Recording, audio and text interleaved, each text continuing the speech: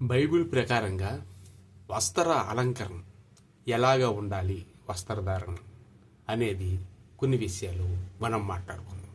చాలామంది దేవుణ్ణి ఏమంటారంటే అమెరికా దేవుడు మన ఇండియా దేవుడు కాదు, మన కల్చర్ వేరే, మన బట్టలు వేరే, మన థియరీ వేరే అని చాలామంది అనుకునే వాళ్ళు ఉన్నారు. అయితే ఇక్కడ నేను చెప్పవలసింది ఏంటంటే బైబిల్లో ఏ విధంగా వస్త్ర అలంకరణ ఉంటుంది, వస్తువులు, చెవులు, బంగారాలు లేదా ఇవన్నీ వెండి అన్నీ ఏ విధంగా ధరించుకోవచ్చు, వీటి గురించి కొన్ని విషయాలు మనం తెలుసుకుందాం. దేవుడు నమ్మిన వాళ్ళకి, నమ్మని వాళ్ళకి, అలా క్రైస్తవులు ఉన్న విషయాలు ఏంటి, ఇశ్రాయేలీలు వేరే, క్రైస్తవులు వేరే, అలాగే యూదులు వేరే. ఈ ఒకదానికి వాటి అంటే యేసు ప్రభువుని నమ్మిన వాళ్ళు కేవలంగా క్రైస్తవులు. యేసు ప్రభుతో అవి చెప్పినవన్నీ అపొస్తలుడైన పౌలు చెప్పాడు. అలాగే ఇవన్నీ కూడా యేసు ప్రభు చెప్పిన నమ్మి నడిచినవన్నీ కూడా క్రైస్తవులే. అయితే క్రైస్తవులకు సంబంధించింది ఏం చెప్పబడుతుంది బైబిల్లోన? ఎఫెసీయులకు రాసిన పత్రికలో ఇంకా కొన్ని దగ్గరలో తగుమాత్రపు వస్త్రములు ఉండవలెను అని ఉంది. అంటే మనిషికి ఎంత వస్త్రములు ఉండాలి అంత ఉండాలని. నెత్తి నుంచి కాలు వారికి ఏకం దుప్పటి కప్పుకుని తిరగలరా? తిరగలేరు. తగుమాత్రం వస్త్రములు ధరించుకోవాలి. ఆదిలో మనం చూసుకుందాం. ఫస్ట్ని బట్టలు అంటే ఆకులు కట్టుకునేవాళ్ళు. తర్వాత రోజుల్లోన తెలివితేటలు వచ్చిన తర్వాత, చర్మాలు జంతువులు వేటాడిన తర్వాత వాళ్ళ తెలివితేటల మీద ఆ పులి చర్మాలు కట్టుకునేవాళ్ళు.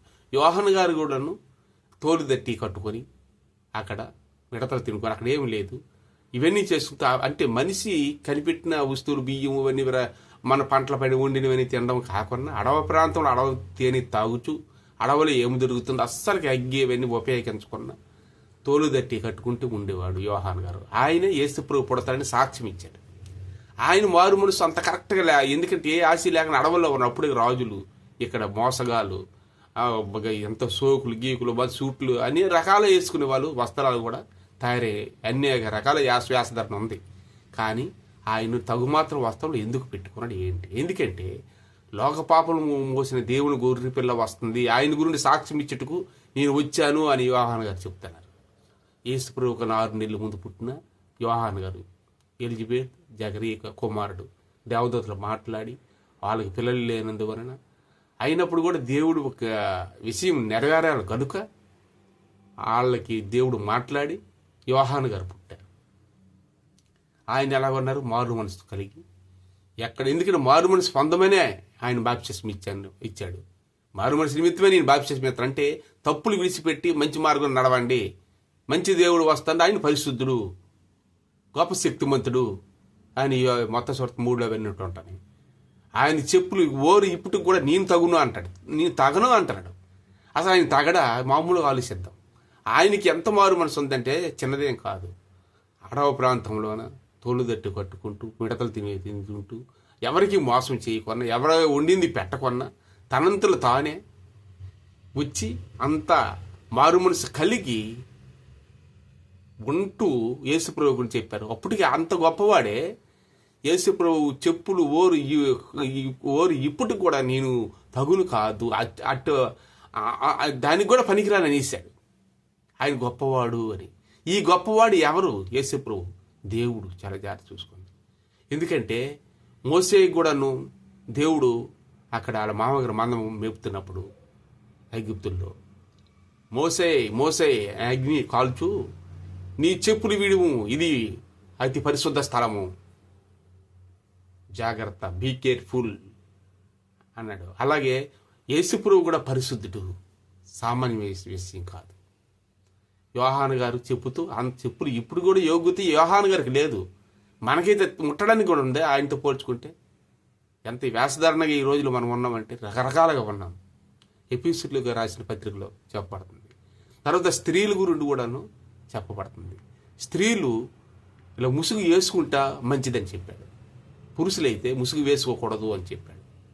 ఎందుకంటే సంఘమునకు ఎఫెసీయులకు రాసిన పత్రికలో ఉంటుంది, సంఘమునకు క్రీస్తు శిరస్సై ఉన్నాడు. ఒక సంఘంలోకి ఎవరు గొప్ప? దేవుడే గొప్ప. కాబట్టి ఆయనకు ఒక టేబుల్, ఆయనకు ఒక బైబిల్ పెట్టుకునే అన్ని మార్గాలు తండ్రి ఇచ్చిన తర్వాత మనం కిందన కూర్చోవాలి. ఆయన శిరస్సు అన్నాడు. మగవాళ్ళకి, ఆడవాళ్ళకి అందరికీ పైన ఉన్నవాడు ఆలయ శిఖరం. శిరస్సు అన్నాడు. మనం తగ్గించుకోవాలి, కిందన కూర్చోవాలి. ఎవరైతే కిందన కూర్చొని తగ్గించుకొని ఉంటారో వాళ్ళే ధన్యులు అనమాట. తల మీద ముసుగు వేసుకోకూడదు మగోడు ఒక అధికారం ఇచ్చాడు, వాక్యం బోధించవచ్చు. తల మీద ముసుగు వేసుకోకూడదని చెప్పాడు.